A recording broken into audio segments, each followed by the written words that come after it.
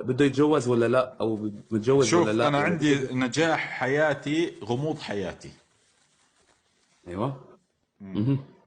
فانا اذا تلاحظ ما اتكلم اي حاجة عن شيء يخص حياتي. هو احسن، هو لا. إيه؟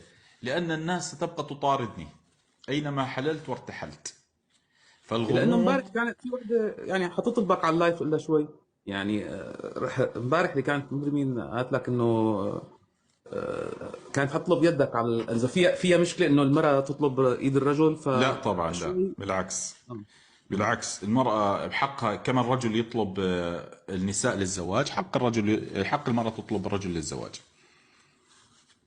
لو ما بيعتبروها انه هي قله لا عفه او. اللي يعتبرها قلة أدب هذا إنسان قليل أدب، لأن المرأة تريد مم. العفة وحياتها. نعم. لأن شوف الناس أكبر غلط تطلع حياتك الشخصية محتوى. أنا لو أريد مم. أنجح وأريد أصبح ترند، والدتي، أطلع والدتي بس، ما أريد أحد، والدتي. مم.